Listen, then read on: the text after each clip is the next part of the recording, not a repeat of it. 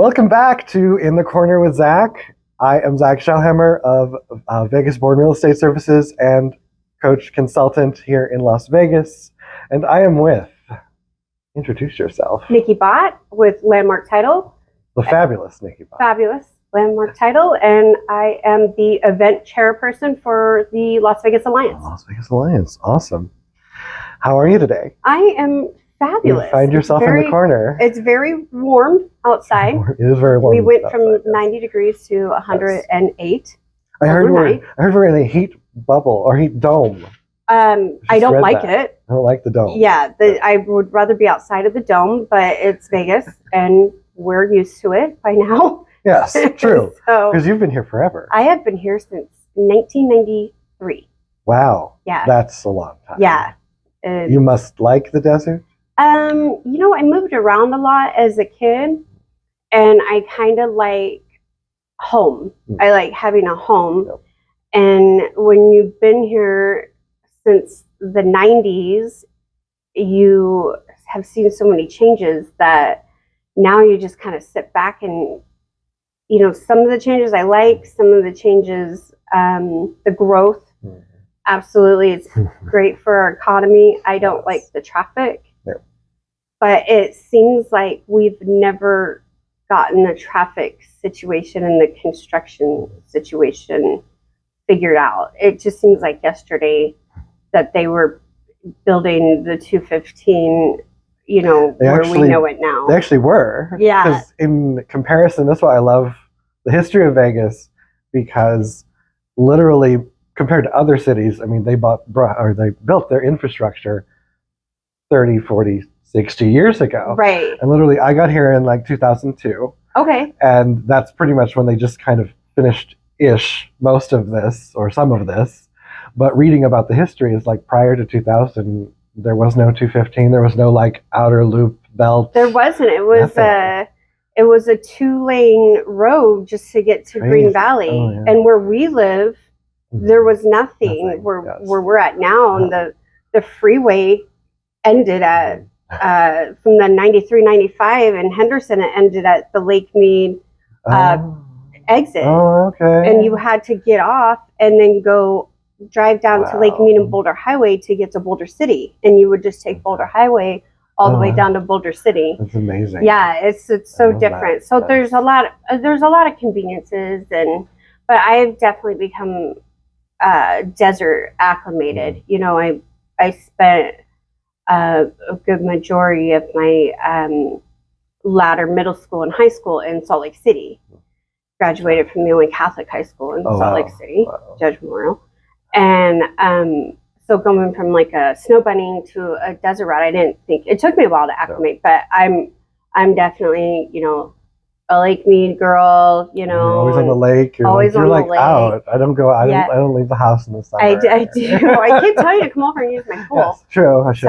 So, but yeah, I try to always be outside at least for a little bit, just because I like the heat until it starts to get too hot, and it does that here. When the hair starts to flatten and the sweat, and then you can't see out of your eyes because of the sweat.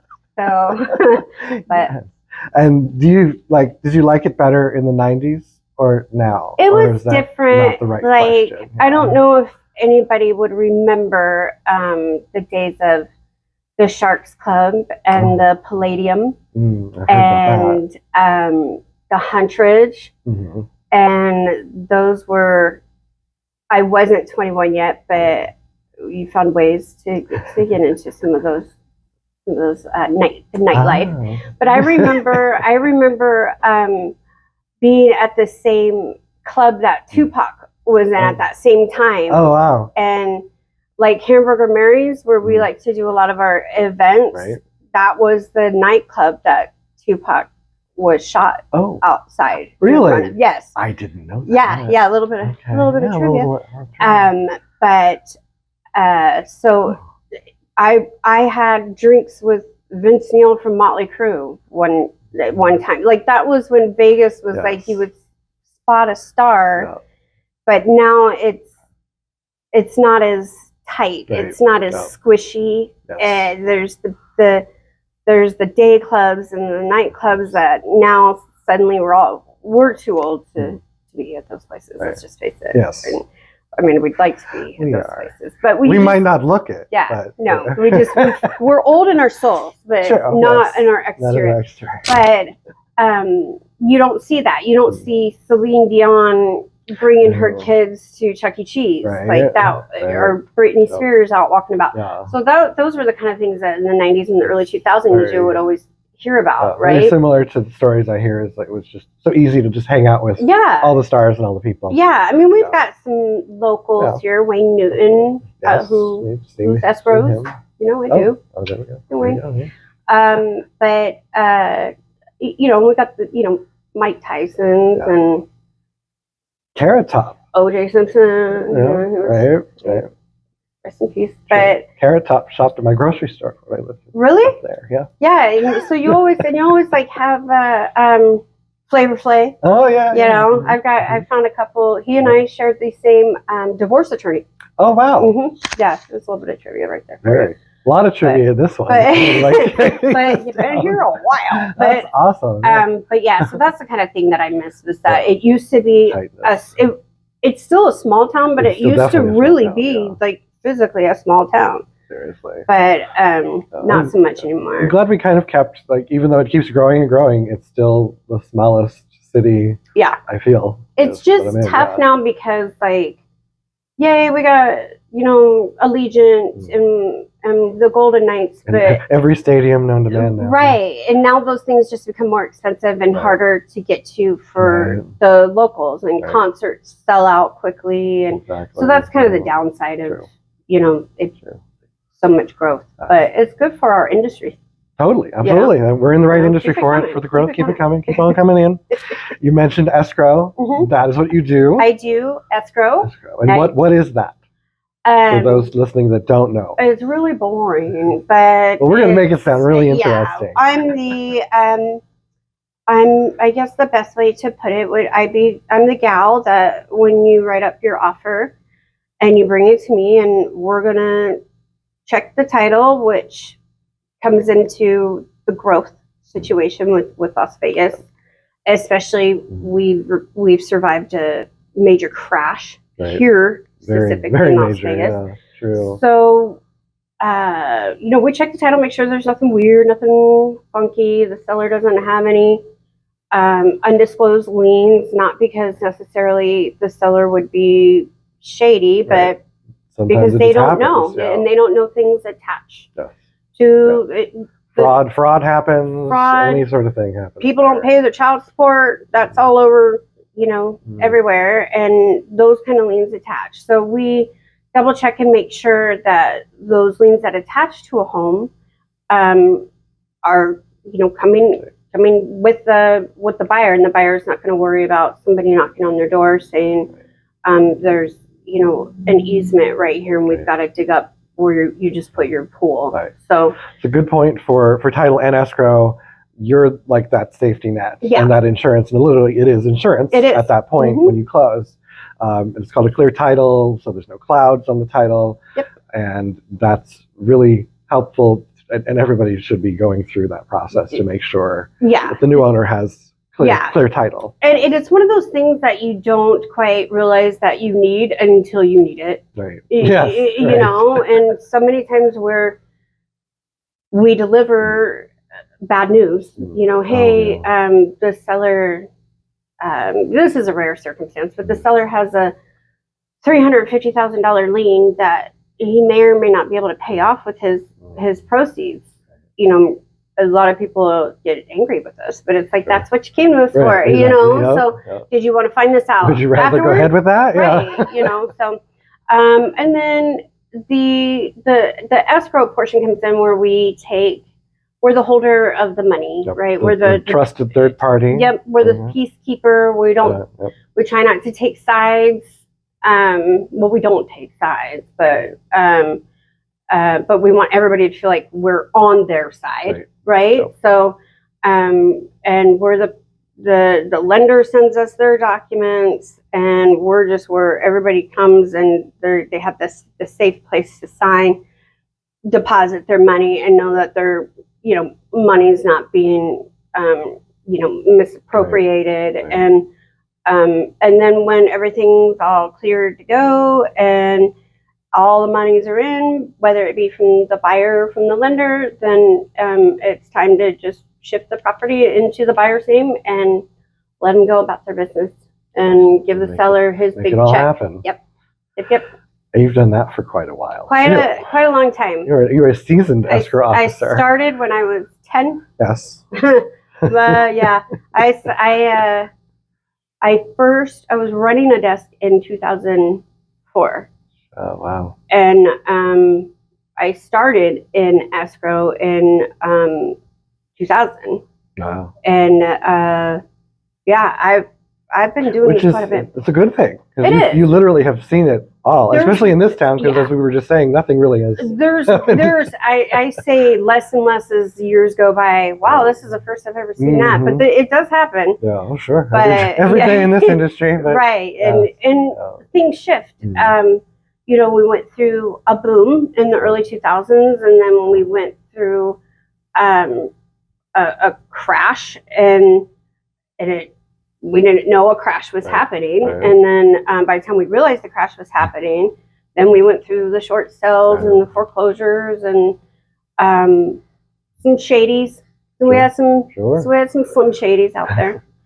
And then here we are now. We're just sliding off another unprecedented boom that we didn't think we would see. Right. And then here we are just trying to, I guess, muddle our way and get to the next thing, whatever that is. This would take the next punch and see what. But no, I love what I do. I really do. How did you get involved in that, or like fell into that?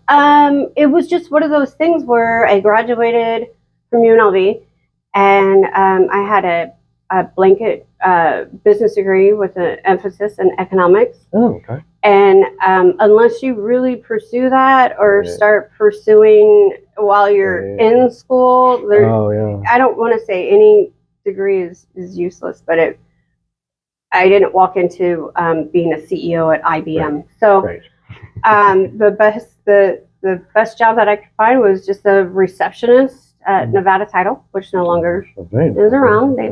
All those small agencies have really they've kind of come to an end. I think I closed my house with Nevada Title. Yeah, I think I was there for probably about 10, 12 years, and so the market shifts, and we move around so much. That was before we met, by the way. Right. Absolutely.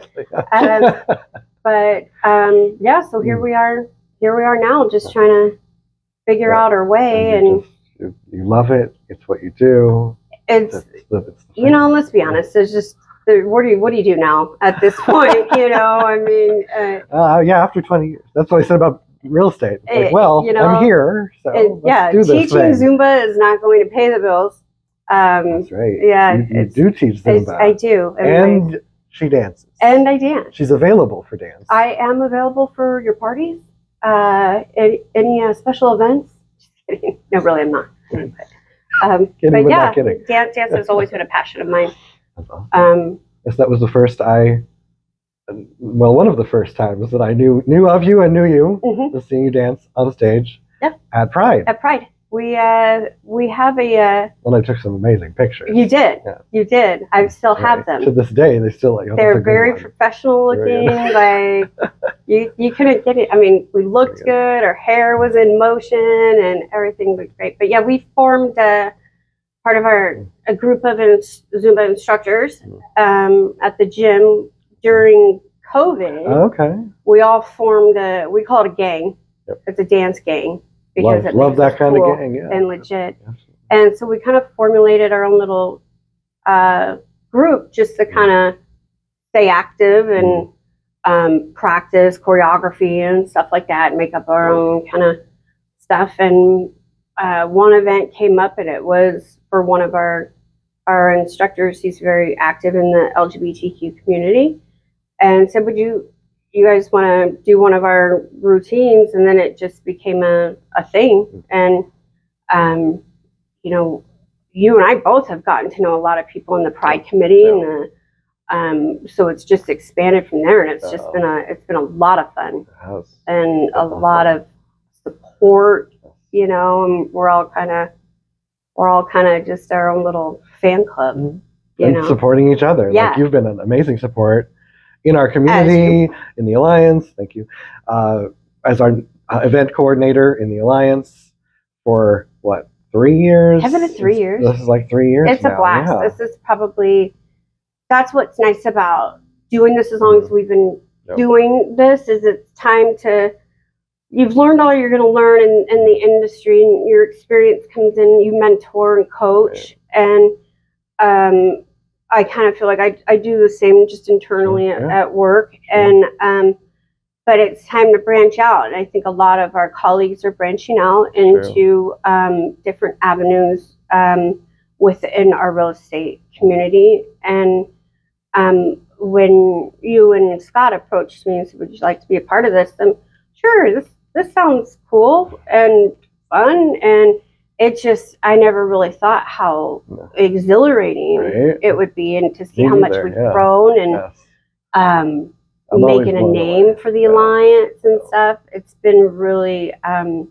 even want to say rewarding, because it doesn't even feel like charity, because you don't, having so much fun. Right. Well, now, I mean, so many, and we've known so many members of our board, but I mean, these are all truly one of my closest group of friends, you know? And so there's nothing like spending your spare time and your free time, so we don't get paid for it, you know, with a group of people that you love spending time with, you know, and that support you, you know. Yeah, well, you helped us come up with one of our main amazing events, the Vixer. The Vixer. And that has been now 2 years in the making and ongoing, so that is like amazing. If anybody hasn't been to the Alliance Vixer, it needs to be a must. It's the Valentine Mixer, and it has become our baby, and we have, that's really what I feel like really what got us on our name on the map, you know, and everybody just has a blast at it. It's a lot of fun. What is because you're an ally, as we call it in the LGBTQ plus. I'm a certified ally. Certified ally. So you're part of the plus sign. Yes. So what is your ties, other than the Zumba that kind of got you on stage there, but what are your ties to the community? Because I think you're very passionate about to the LGBT. Yes. Well, growing up, my mother was a hairdresser. Oh, okay. And so we're talking the late 80s, mid-late 80s, early 90s. And as a kid, you know, her best friends, it just so happens to be a lot of, you know, LGBTQ members, specifically gay men, do hair, and they do very good job. Fabulous hair. And so just a lot of my parents were very social. They're a lot like me. They're always hosting parties and stuff like that at the house, and we had a big giant pool, and so we always had it never seemed weird or different or unusual to me that a good majority of the crowd, you had 50 people there, almost more than half of them were gay men, because they would bring their significant others. And so these were my mother's best friends, which they became close family friends. And you started to see, just being out and about and at certain places, you would see just a lot of the, I don't like to use the word discrimination, but it's there and it's real and it exists. And for seeing it through a child's eyes, it was really, and I've always been a fighter. I'm a, you know, anybody that knows me, you know, I'm mouthy, but it would make me so angry. We're all being seated at a restaurant and there's whispers, and to watch our friends get up from tables and shift their seating so they didn't look like two gay men sitting because they didn't want to make us feel uncomfortable, was just really disheartening. And I know everybody experiences this in whatever minority class, but just to see it, I would just want to come out of my skin. And even watching, you know, my own father, who was never, I don't want to use the word homophobic in a bad way, because it truly does mean they're afraid of what they don't know. Because he didn't know. And right. And, you know, a Navy vet, you know, there's certain stigmas, especially during that time frame. And to watch even him soften and then become angry and almost want to, you know, challenge people that were, you know, doing this to our close friends. And then time marches on, you start to see this, and how the majority of their thick skin that they would develop, and how unfair that was to have to develop that thick skin because of the ignorance of others. And then during that time frame, unfortunately, it was really when AIDS was just such a horrific virus. Adding another layer of nobody knows. Right.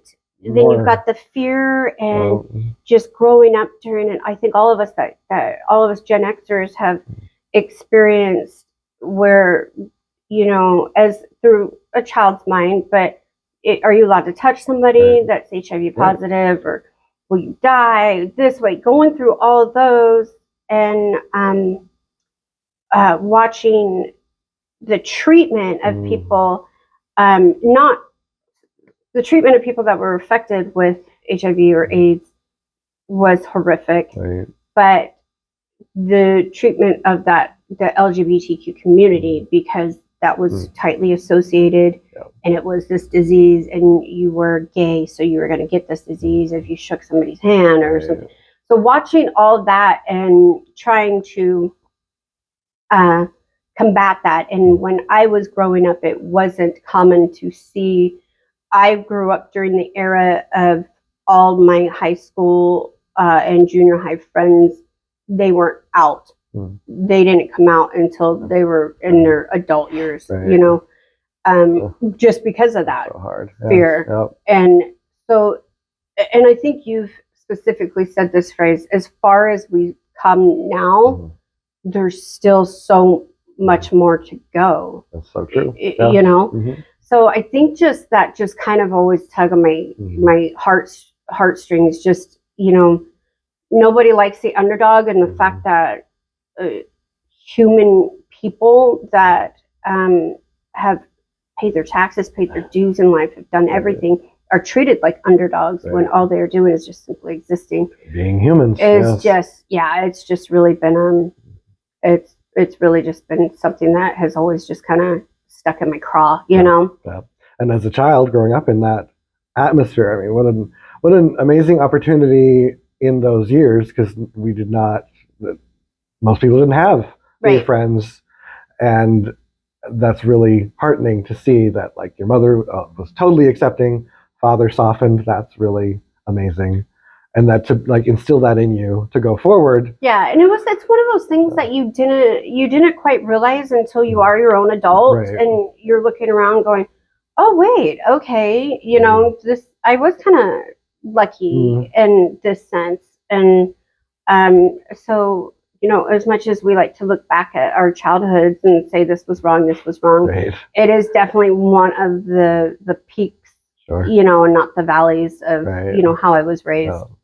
And then especially, you know, moving, like I said, I moved around a lot as a child, but spending a lot of time in Salt Lake City, Utah, which I love the state. I think it's great. It's probably one of the most beautiful places will be in the U.S., but it's not the most diverse, you know, diversity accepting, not so much, really. You know.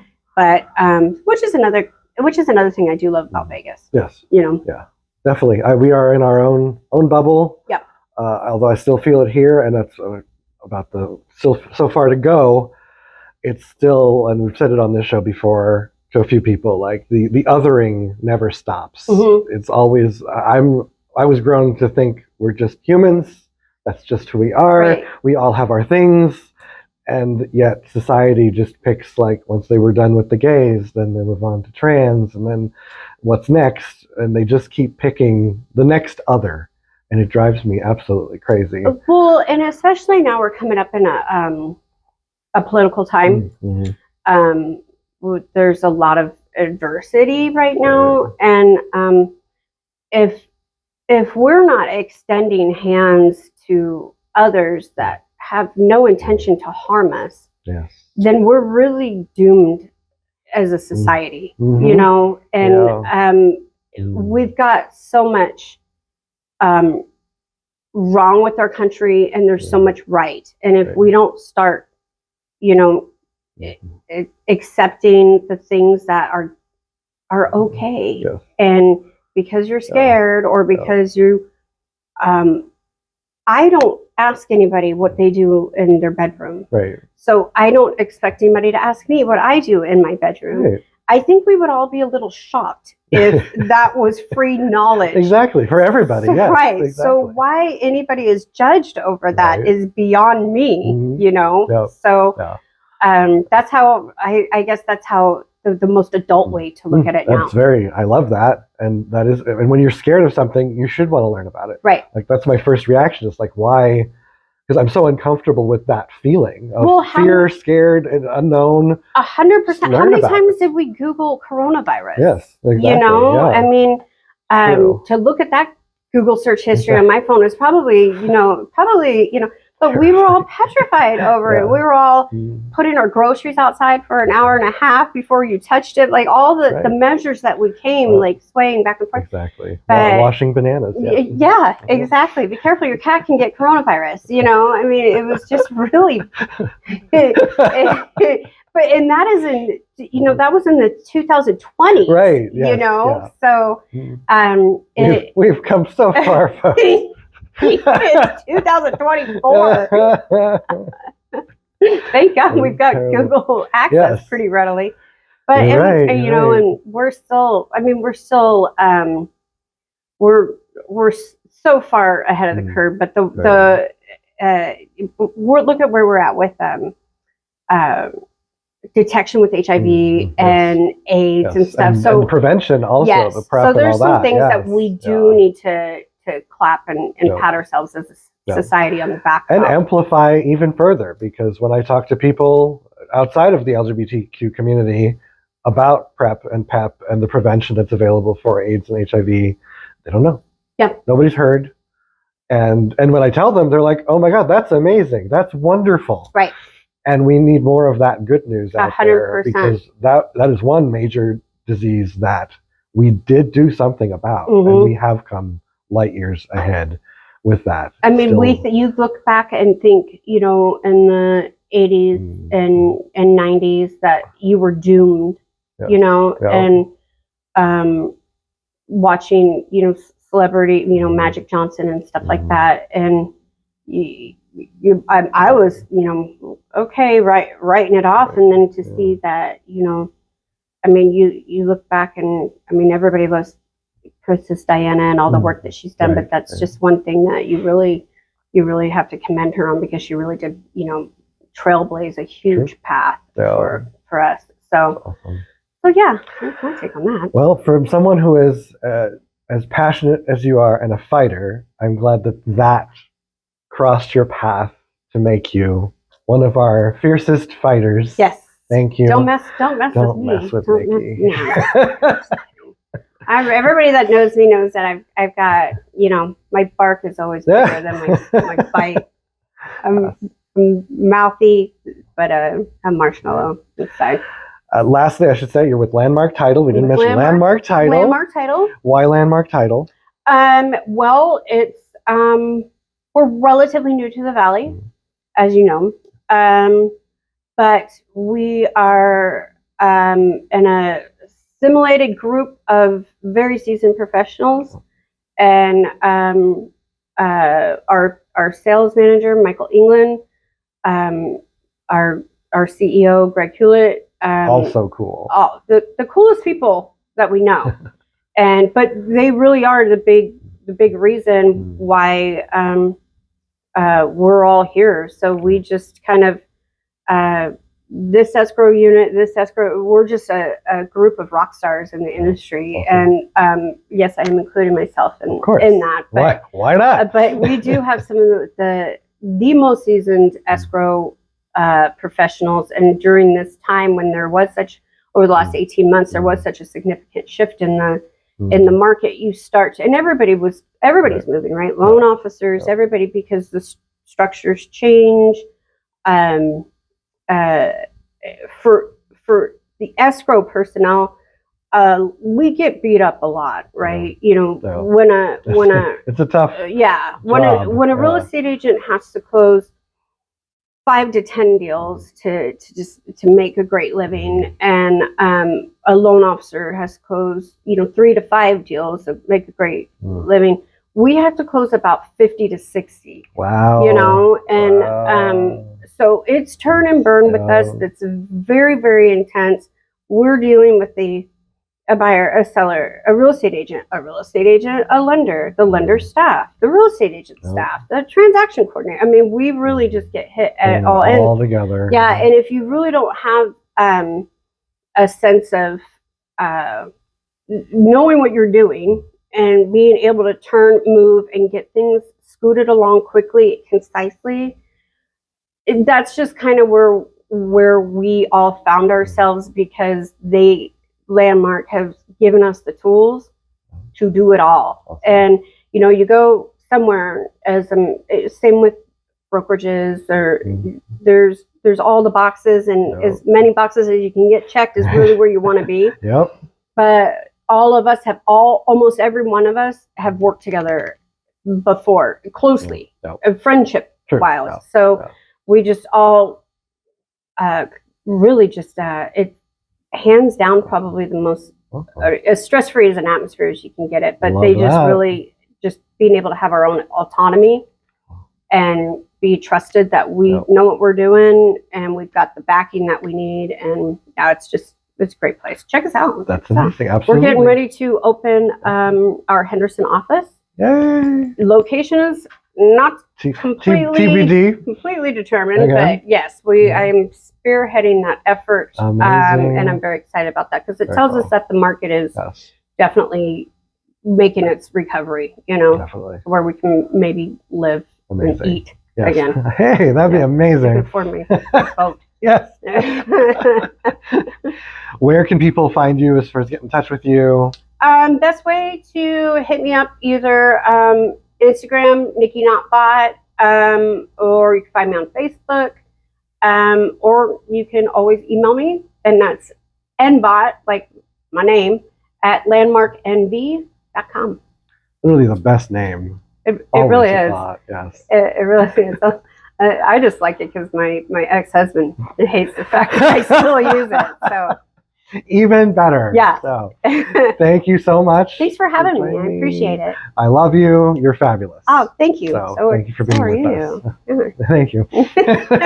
We didn't pay for that. We didn't. Yes. We just gave it to each other. Until next time, find out where I am in the corner next with Zach. Thank you. Bye.